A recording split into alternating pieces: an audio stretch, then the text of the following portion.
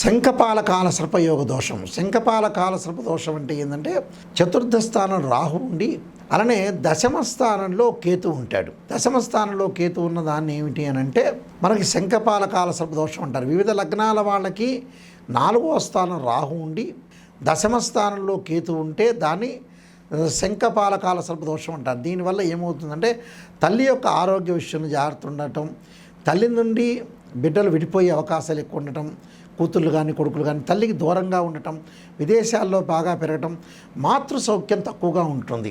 తల్లి యొక్క అనారోగ్యము, ప్రాథమిక విద్య చదువుతున్న వాళ్ళకి విద్యలో ఆటంకాలు, వ్యాపారంలో నష్టాలు కలిగే అవకాశాలు, ఉద్యోగంలో లాభం లేకపోవటం, తండ్రికి అనారోగ్యం జరగటం, వృత్తిలో అనుకూలత లేకపోవడం జరుగుతుంటుంది.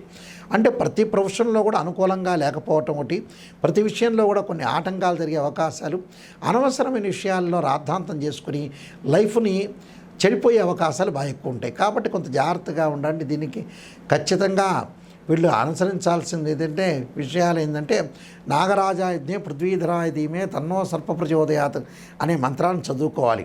ఎందుకంటే వృత్తిపరంగా ఉద్యోగపరంగా కూడా అన్ని రహస్యాలు చెప్పకూడదు.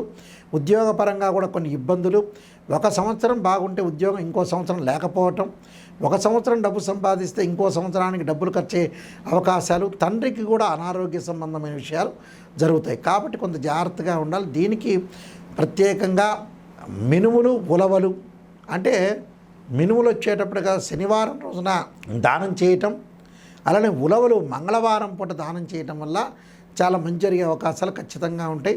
వీలైతే సర్పసూక్త పాశుపతాస్త్రాభిషేకం చేసుకోవటం వల్ల కూడా వీళ్ళకి మంచి జరిగే అవకాశాలు ఖచ్చితంగా ఉంటాయి.